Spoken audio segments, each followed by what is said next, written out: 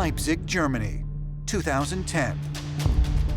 Biologists, led by Svante Pääbo of the Max Planck Institute for Evolutionary Anthropology, make a stunning announcement. They have determined that early humans not only coexisted on Earth with other more primitive hominids, they also mated with them. But even more astonishing was their finding that another, as yet unidentified species, may also be represented in human DNA. Up until now, most people have been familiar with the typical DNA model of human evolution, in which you have a very nicely defined progression from previous types of human or hominid life up to anatomically modern humans. That's not true anymore. And what we're seeing is evidence that there could have been interbreeding with what the actual mainstream media is calling mystery species of humans. There's a big debate over Neanderthals and others, whether they had sexual contact in humans. But if there were primates already here who had evolved by Darwinian evolution, it's not a big step to take the next step and create a cross. An anthropologist from the University of Wisconsin, Dr. John Hawks, did a comprehensive analysis of human DNA going back for many thousands of years, and what he found was astonishing. If you look at the DNA from someone in 3000 BC, and you compare that to the DNA of someone alive today, it has changed by 7%. Mapping the human genome, Dr. Hawks found that in the past 5,000 years, our DNA has evolved at a rate 100 times greater than any previous 5,000-year period in our history. So what happened in the last 5,000 years that altered the structure of human DNA by 7%? Is it possible that extraterrestrial humans interbred with us sometime in the last 5,000 years, and that could account for these monumental changes in the structure of human DNA? Could it be that our ancestors are not only hominids who lived here on Earth, but also beings from beyond our world? Ancient astronaut theorists claim that evidence of this can be found in stories throughout history that depict humans mating with gods. Throughout world cultures and mythologies, this idea of otherworldly beings, gods, supernatural beings, demons, having sex with humans is very, very common. The way that we interpret that experience depends on the cultural and religious factors around us. We can read about these accounts of all sorts of weird beings who had their way with humans. All we have to do is to approach these stories and look at them from a modern perspective, to eliminate the always suggested symbolism and look at these events for what they potentially really were: encounters with extraterrestrials. There is abundant, undeniable evidence of human and extraterrestrial interbreeding. It's in so many different cultures that to suggest that it's all a conspiracy theory or a myth or a fantasy is completely illogical. But if extraterrestrials have, in fact, been mating with human beings since ancient times, what might their purpose be? Ancient astronaut theorists believe the answer can be found in the biblical stories of the fallen angels. There are references in the scriptures to rebellious angels who were in trouble with God, came to earth, found the daughters of men attractive and married them, which is to say had sex with them and produced offspring. But God was not happy about it.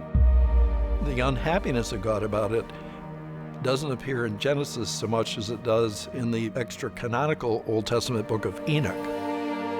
In the book of Enoch, it actually gives the numbers. It says 200 angels disobeyed God and came to earth and mated with human women.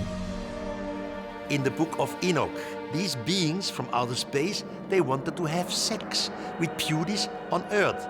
So they all came together and they swore, we will do it, even if it's against the rule.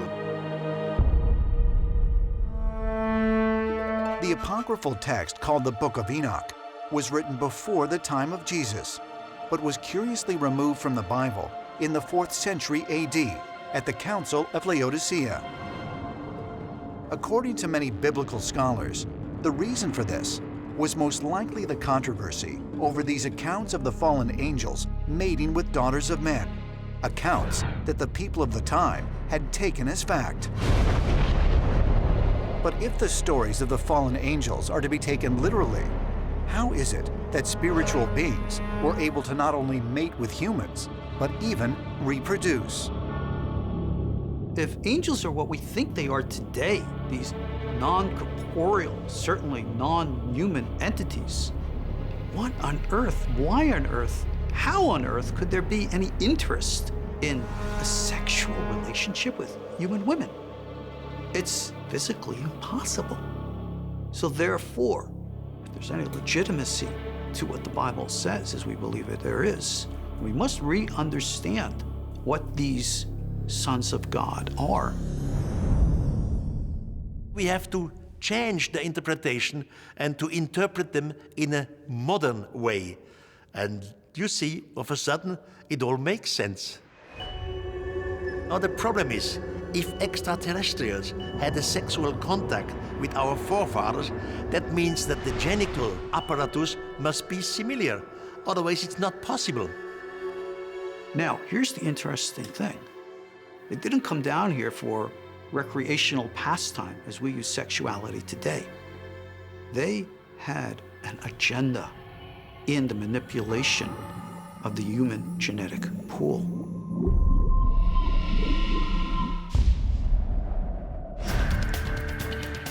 In 2003, the US government announced that the Human Genome Project had identified all of the nearly 25,000 genes in the human body.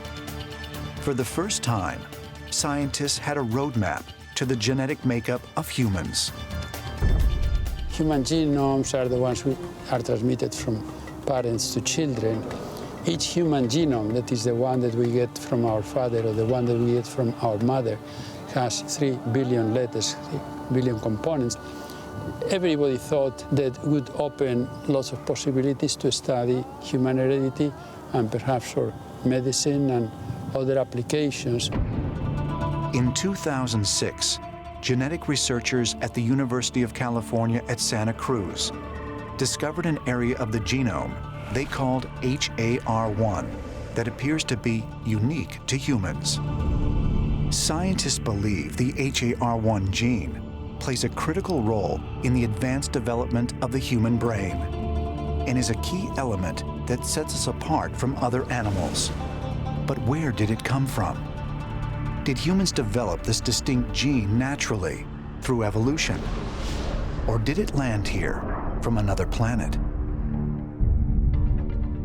Francis Crick, the British scientist who helped discover the structure of DNA, believed that human genes could not have evolved by chance.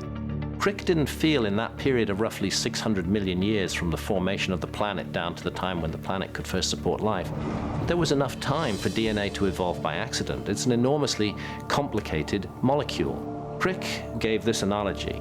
You would be more likely to assemble a fully functioning and flying jumbo jet by passing a hurricane through a junkyard than you would be to assemble the DNA molecule by chance in any kind of primeval soup in 500 or 600 million years. It's just not possible. But if this molecule could not have evolved accidentally, how was it created? Was it, as some believe, put there on purpose? The question should not be, do the extraterrestrials look like us, or what do the extraterrestrials look like, but do we look like the extraterrestrials? Because according to the ancient astronaut theory, a long, long time ago, extraterrestrials came here and through a targeted mutation of our genes, we, quote unquote, became human.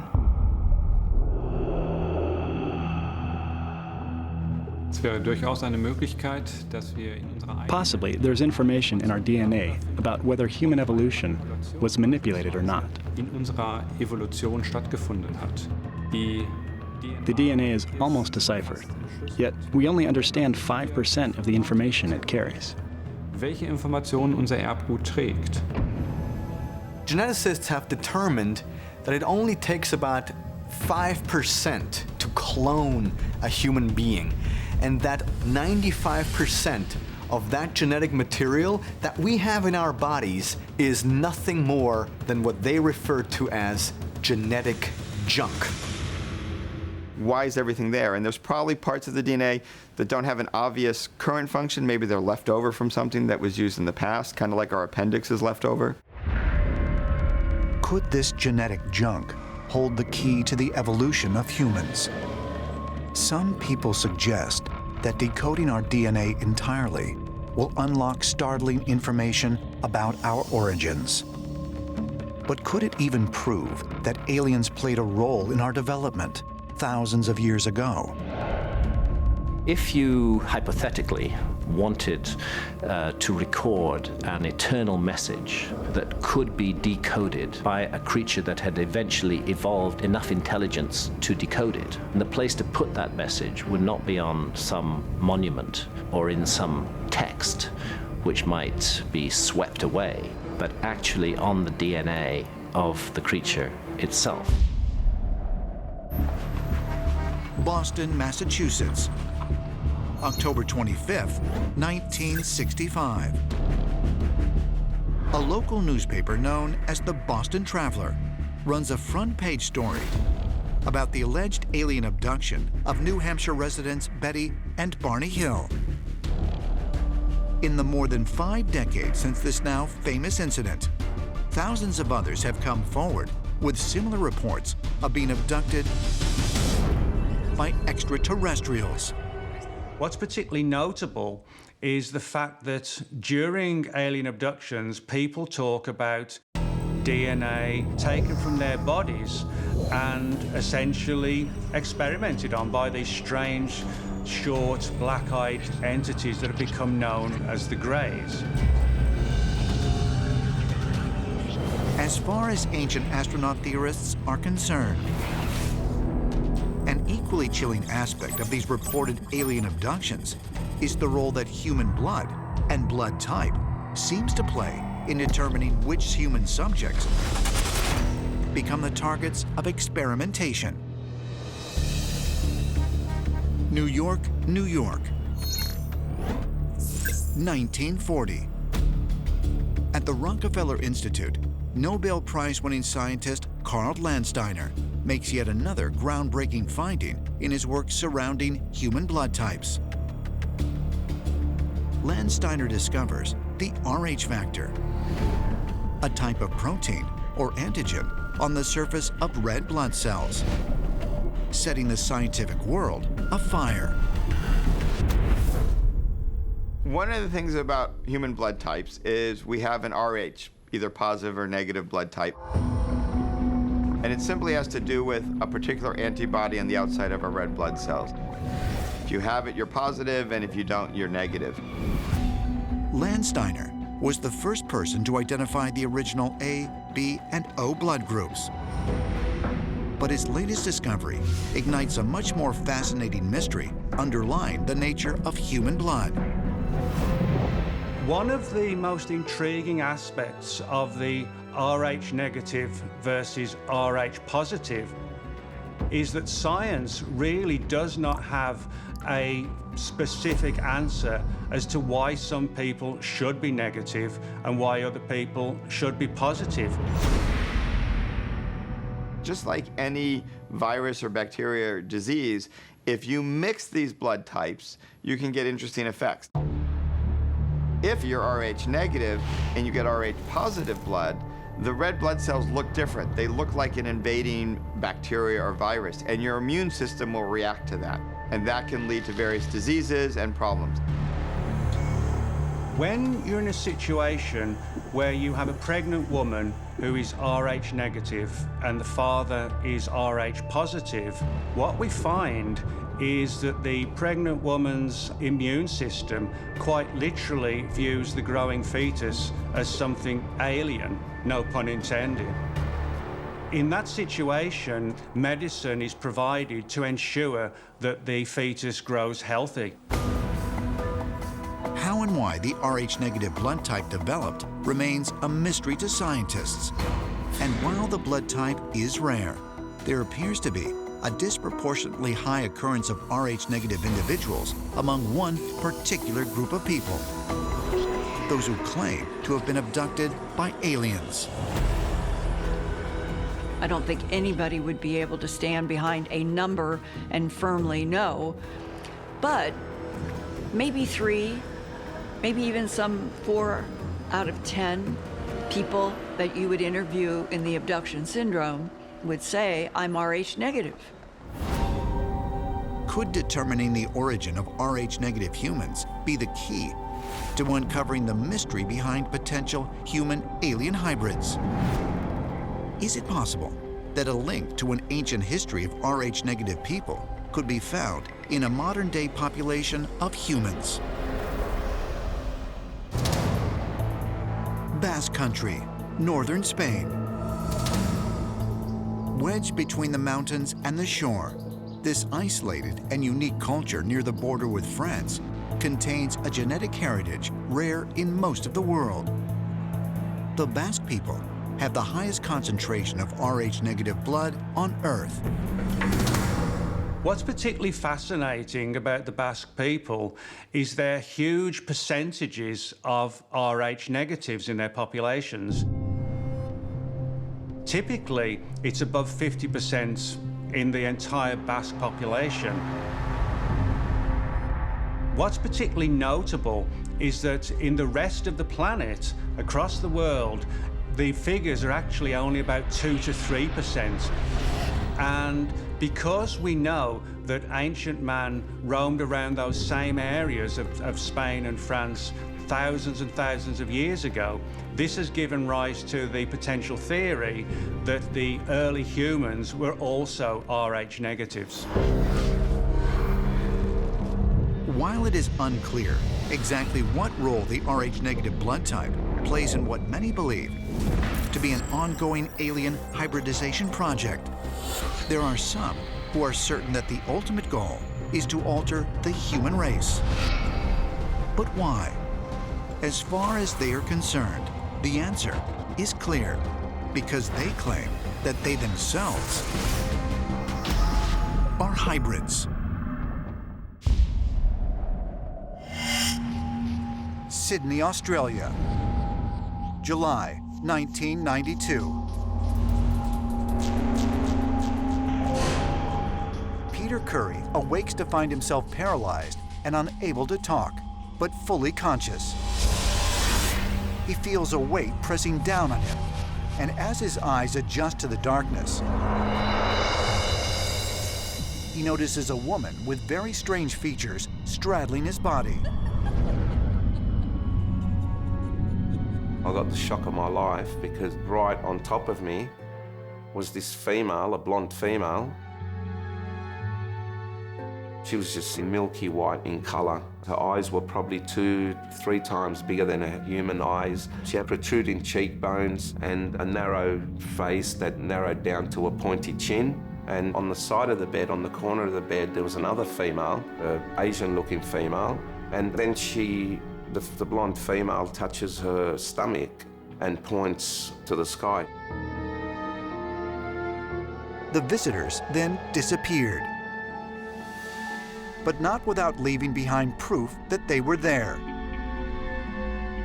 A single blonde hair. Khoury took this piece of evidence to an independent genealogy lab, where biochemist Horace Drew subjected the hair to DNA analysis.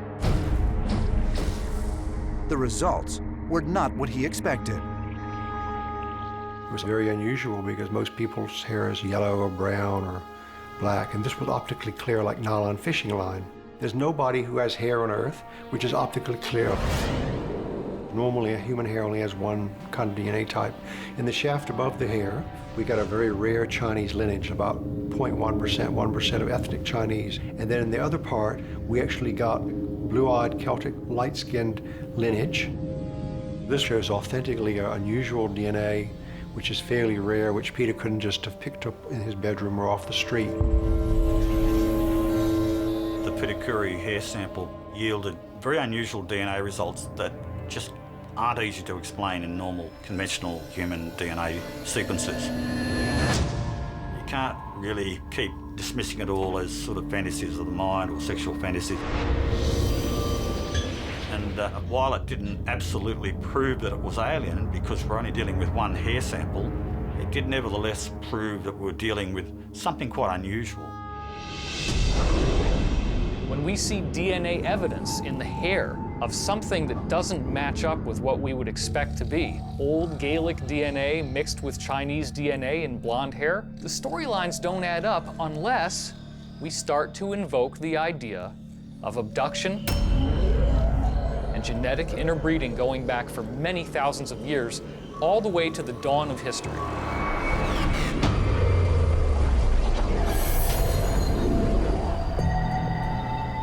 Could the unusual DNA sequence found in the hair sample be evidence that Peter Khoury really did have an encounter with otherworldly beings? And if so, what did they want? Some ancient astronaut theorists believe the answer can be found by looking back at the medieval accounts of women being impregnated by so-called demons.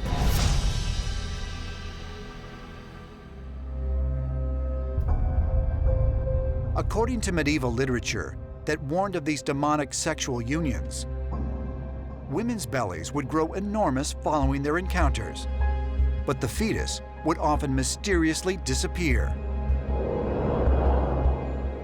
In the Malleus, there are numbers of symptoms that get listed as proof of the reality of these demonic encounters between women and demons.